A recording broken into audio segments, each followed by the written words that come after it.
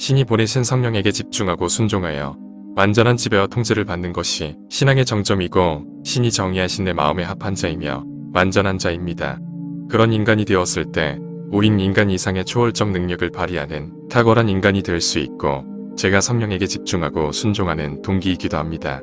저는 이 세상에서 하찮은 인생을 살고 싶지 않거든요. 그럼 구체적으로 신이 나에게 하시는 말씀을 100% 이해하고 100% 순종하여 신과 완전한 하나가 되는 법에 대해서 설명하겠습니다. 신이 우리에게 말씀하시는 방법은 우리에게 성령을 보내 신이 하시는 생각을 내가 인식하여 신의 뜻을 알 수 있습니다. 즉, 신은 우리에게 생각으로 말씀합니다. 그러니 내 안에서 불현듯 일어나는 생각을 무시하면 안 됩니다.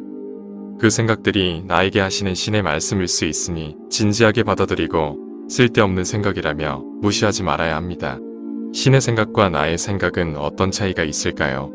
신의 생각이 왔을 때 나의 생각과 다른 느낌이나 감각이 있을까요? 신의 생각이 왔을 때 머리가 뜨거워진다거나 가슴이 뜨거워진다. 몸에 전기가 흐르듯 짜릿해진다. 눈이 밝아진다. 그런 거 없습니다. 내가 이제껏 해왔던 생각과 똑같은 생각입니다. 그러면 신의 생각과 내 생각을 어떻게 구분할까요? 신의 생각인 줄 알고 순종했는데 내 생각이면 어떡하죠? 신의 뜻과 생각대로 살고 있는지 확인하는 건 간단합니다.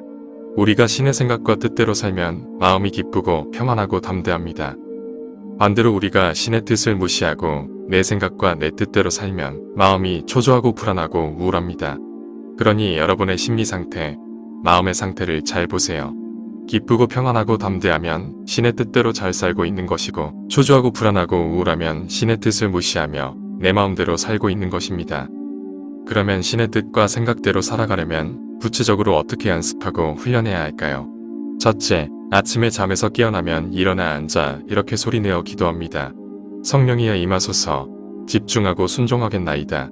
최소 5분 이상 될 수 있으면 오랫동안 다른 말은 하지 말고 이 문장을 소리내어 반복합니다. 참고로 여러분이 하는 말은 엄청난 능력이 있다는 걸 명심하세요. 민수기 24장 28절. 그들에게 이르기를 여호와의 말씀에 나의 삶을 가리켜 맹세하도라. 너희 말이 내 귀에 들린 대로 내가 너희에게 행하리라. 단지 입으로 뱉어내는 그 말이 여러분의 삶 전체를 변화시킬 수 있습니다. 말의 힘과 말의 능력에 대해 연구하고 조사해보세요. 우리가 하는 말과 언어에 엄청난 능력이 있다는 걸 알게 될 겁니다. 그리고 기도는 말하는 것입니다. 둘째, 쉬지 않고 기도합니다. 데살로니가전서 5장 17절. 쉬지 말고 기도하라. 아침에 눈 떠서 저녁에 잠들 때까지 하루 종일 쉬지 말고 기도합니다. 일을 할 때도 쉴 때도 나만 들을 수 있는 작은 목소리로 이렇게 기도합니다. 나는 하나님에게 집중하고 순종하라. 나는 성령에게 집중하고 순종하라. 그냥 해보세요. 놀라운 변화를 경험하게 될 겁니다. 기도는 말하는 것입니다. 쉬지 말고 말하세요. 말하는 그대로 되어집니다.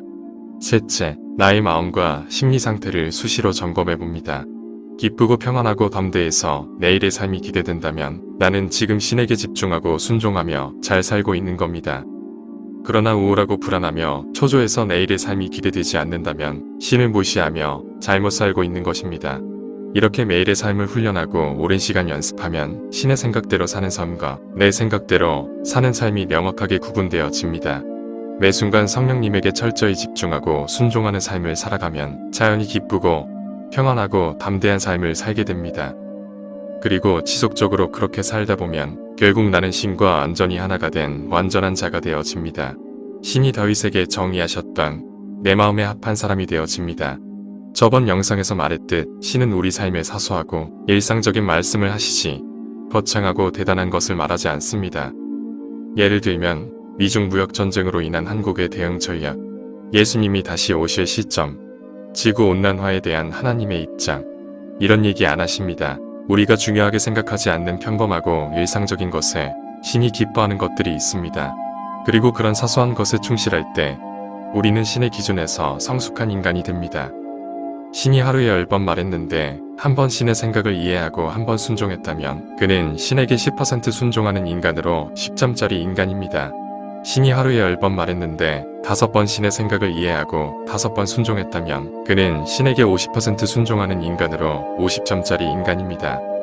신이 하루에 10번 말했는데 10번 신의 생각을 이해하고 10번 순종했다면 그는 신에게 100% 순종하는 인간으로 100점짜리 인간입니다. 100% 순종하는 인간을 신께서는 내 마음에 합한 자 또는 완전한 자라 합니다. 저는 대략 70% 정도 순종하는 것 같습니다. 저도 멍때리고 있을 때가 많거든요. 물론 100% 순종하는 100점짜리 인간이 되기 위해 매일 노력하고 있습니다. 사무엘상 15장 22절 사무엘이 가로되 여호와께서 번제와 다른 제사를 그 목소리 순종하는 것을 좋아하심같이 좋아하시겠나이까. 순종이 제사보다 낫고 듣는 것이 수양의 기름보다 나으니 신이 인간을 평가하는 기준은 얼마나 많이 또 잘 순종했느냐로 결정됩니다. 교회를 위해 열심히 헌신한 것은 목사를 기쁘게 한 것이고 돈을 기부한 것은 세상을 기쁘게 한 것이지 신과는 아무런 상관이 없습니다. 마태복음 21장 28에서 32절 그러나 너희 생각에는 어떠하뇨? 한 사람이 두 아들이 있는데 맏아들에게 가서 이르되 얘 오늘 포도원에 가서 일하라 하니 대답하여 가로되 아버지여 가겠소이다 하더니 가지 아니하고 둘째 아들에게 가서 또 이같이 말하니 대답하여 가로되 쉴소이다 하더니 그 후에 뉘우치고 갔으니 그 둘 중에 누가 아비의 뜻대로 하였느냐? 가로되 둘째 아들이니이다. 예수께서 저희에게 이르시되 내가 진실로 너희에게 이르노니 세리들과 창녀들이 너희보다 먼저 하나님의 나라에 들어가리라. 요한이 의도로 너희에게 왔거늘 너희는 저를 믿지 아니하였으되 세리와 창녀는 믿었으며 너희는 이것을 보고도 종시 뉘우쳐 믿지 아니하였도다. 창녀라 할지라도 순종하면 목사 신학자 장로보다 먼저 선택된다는 말입니다. 의인이란 신이 하시는 말씀에 순종했느냐 안 했느냐로 결정된다는 것입니다. 많이 순종하면 많이 인정받고 적게 순종하면 적게 인정받습니다.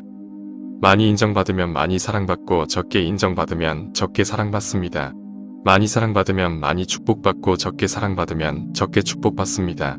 여러분 모두 신께서 하시는 말씀을 하나도 놓치지 않는 완전한 자, 신의 마음에 합한 사람이 되어 신의 넘치는 축복을 받아 이 땅에서 부유하고 평안하게 살다가 죽어서는 천국 가는 사람이 되길 바랍니다.